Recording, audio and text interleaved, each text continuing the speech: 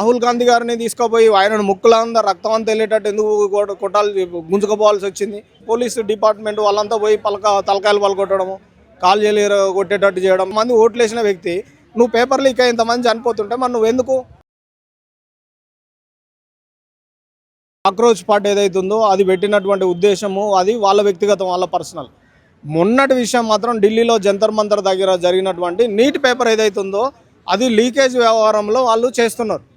చేసే క్రమంలో వీళ్ళు పోయి పోలీసు డిపార్ట్మెంట్ వాళ్ళంతా పోయి తలకాయలు పలకొట్టడము, కాలు చేయలేరు కొట్టేటట్టు చేయడం ఏదైతుందో అది దుర్మార్గమైనటువంటి చర్య అని అది ఖండిస్తున్నాం.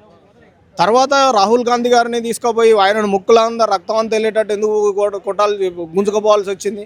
గొర్ర గుంజుకోబోతున్నారు రాహుల్ గాంధీ గారిని. డీకే శివకుమార్ ఉన్నారు, 2 ముఖ్యమంత్రులు ఉన్నారు, అంతమంది వాళ్ళకి సంబంధించి వాళ్ళందరూ ఎందుకు పోయారు? పేపరు లీకేజ్ అయింది, ధర్మేంద్ర ప్రధాన్ రాజీనామా చేయాలన్నారు. జితేంద్ర సింగ్ వచ్చిండు, వాళ్ళతో చర్చలు జరిగేటప్పుడు ఉన్నారు. మరి ఇది నిజమా కాదా? ఇది మనం ఈ విషయంలో ఏమన్నా ఉంటే మనము చర్చ చేద్దామని అడిగారు. పార్లమెంట్లో చర్చ చేద్దామన్నారు. మరి పార్లమెంట్లో చర్చ జరగాలి కదా, జరగలేదు. పార్లమెంట్లో చర్చ చేద్దామన్నారు అఫీషియల్గా. అఖిలేష్ యాదవ్ వీళ్ళందరూ వచ్చారు, మాట్లాడలేదు. రెండో విషయం ఏమన్నారు? సో ఈ జంతర్ మంతర్ విషయంలో కూడా ఏమేం జరిగింది, పోలీసుల సంబంధించిన లాఠీ చార్జ్ ఈ విషయంలో కూడా మాట్లాడదాం అన్నారు. ఓకే అన్నారు. ఎందుకంటే ప్రతిదీ ఎవిడెన్స్ ఉంటుంది నీకు, పోలీసులో సీసీ ఫుటేజ్లు ఉంటాయి, ప్రతిదీ ఏమేమి జరిగింది అనేది అక్కడ ఆల్రెడీ ఇంటెలిజెన్స్ బ్యూరో సంబంధించి వాళ్ళు చూసుకుంటారు. అవన్నీ మాట్లాడాలి అది మన పార్లమెంట్లో. ఈ 2 మాట్లాడి మూడోది ఏం మాట్లాడింది? ధర్మేంద్ర ప్రధాన్ మాత్రము ఇది రాజీనామా చేయాలన్నారు. మరి రాజీనామా చేస్తే జవాబుదారీతనం పెరిగేది కదా, ఎందుకు చేసింది పొరపాటు బీజేపీ అని నేను ప్రశ్నిస్తున్నా. కామన్ మ్యాన్గా ఏంటంటే నువ్వు ఒక వర్క్ పని పెట్టుకున్నప్పుడు ఆయన పని చేయకపోతే తీసేసుకుంటాం మనం ఇంట్లోనే. ఏమన్నా ఇంట్లో ఏదన్నా పని పెడితే ఆయన పని చేయకపోతే తీసేస్తాం.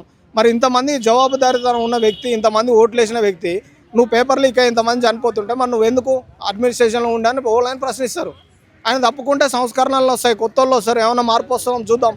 అదే బీజేపీ నుండి వస్తారు కదా, వేరేది రాదు కదా. అయితే ఇదే చనువుగా అనుకొని ఇప్పుడు రాహుల్ గాంధీ అయితేనేమి, ఇప్పుడు ప్రకాష్ రాజ్ అయితేనేమి, అరుణ్ అయితేనేమి ఇంట్లో మతపరమైన విషయాలు దూర్చడం, ఇప్పుడు వందే మాత్రం మాడమంటే కూడా వందే మాత్రం నేను మాడను అని రాహుల్ గాంధీ అనడం, దానికి ఎందుకు ఇలాంటి పక్కదో పట్టించి పూర్తిగా విద్యార్థులు ఆల్రెడీ వేడి మీద ఉన్నారు, కోపంలో ఉన్నారు నీట్ పరీక్ష గురించి, అలాంటి దాంట్లో మతపరంగా హిందూ మతం అని, భారత మత అని ఇలాంటి మాటలు రెచ్చగొట్టే ఉద్దేశం ఎంత కారణం ఏమి?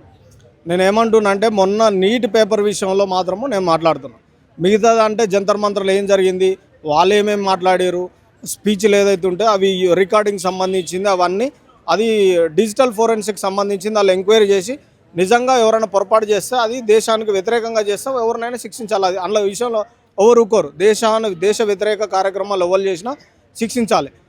పేపర్ లీకేజ్ విషయం మాత్రము అది జరగడానికి కారణము ఇవన్నీ ఉన్నటువంటి వాళ్ళు మాత్రం తప్పకుండా రాజీనామా చేయాలి. సో ఒక పారదర్శకంగా ఉండాలి. ప్రజలకు జవాబుదారీతనం లేకపోతే కూడా పార్టీలను నమ్మరు జనాలు. ఎందుకంటే ఉన్నది దేశంలో కాంగ్రెస్ పార్టీ, బీజేపీ, తర్వాత ఉన్న లోకల్లో స్థానిక పార్టీలు అంటే చాలా ఉన్నాయి, బీఆర్ఎస్ ఇవన్నీ. మరి ఇవన్నీ అడుగుతారు, సమాజ్వాదీ పార్టీ ఇవన్నీ ఉన్నాయి దేశంలో. మరి వీళ్ళందరూ అడుగుతారు, ఎందుకంటే వాళ్ళకు పార్లమెంట్లో వాళ్ళందరూ మాట్లాడతారు, లోకల్లో అసెంబ్లీలో మాట్లాడితే ఈ విషయంలో చర్చ జరగాలి.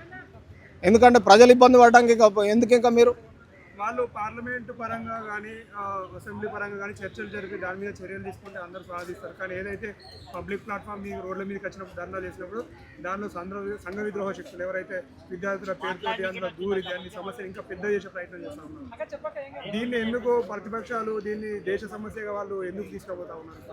ఏదో నీట్ పరీక్షను పార్లమెంట్లో చర్చించి వాళ్ళపైన చర్యలు తీసుకునే విధంగా చర్చిస్తే బాగానే ఉంటుంది. ఏది మరి చేసిరా చర్చ? పోనీ పార్లమెంట్లో చర్చ చేసిరా? చేయలే కదా. బీజేపీ ఎప్పుడైతే విద్యార్థుల మీద లాఠీ చార్జ్ జరిగి తలకాయలు వలగొట్టేటట్టు రక్తం వెళ్ళిందో అప్పుడు మాత్రమే ఎంటర్ అయ్యారు. అంతకుముందు ప్రజాస్వామ్యబద్ధంగా ఎవరైనా మాట్లాడుకోవచ్చు, ఎవరైనా చేసుకోవచ్చు. జంతర్ మంతర్ అన్నప్పుడు ఎవరైనా అన్ని సంఘాలు, అన్ని సంబంధించిన ఆర్గనైజేషన్లు మీటింగ్లు పెట్టుకుంటే ఎవరు పట్టించుకోరు. అది కాక్రోచ్ జనతా పార్టీ కూడా వాళ్ళు చేసుకునే కార్యక్రమం వాళ్ళు చేసుకుంటారు, ఎవరు పట్టించుకోరాయి. ఎప్పుడైతే కాంగ్రెస్ పార్టీ నుండి ఎంటర్ ఎందుకు అయ్యారంటే విద్యార్థులను నీటి పరీక్ష ప్రధానంగా చదువుకొని సూసైడ్ దానికి వెళ్ళిపోయారంటే వాళ్ళ మానసికంగా ఎంత సంఘర్షణ పడ్డట్టు. వాళ్ళు 6వ తరగతి నుండి ఇంటర్మీడియట్ వరకు ఎంతో కష్టపడి ఒక్కొక్క మార్కు కష్టపడకుండా వాళ్ళ స్టెప్ వస్తేనే కదా ఆడదానికి వచ్చింది. మరి అట్లాంటిది రేపు ఎగ్జామ్గా మొత్తం పేపర్ లీకేజ్ చేస్తే మరి బ్రిలియంట్ స్టూడెంట్ ఏం కావాలి? వాళ్ళు నష్టపోవాలనా? తప్పు కదా అది.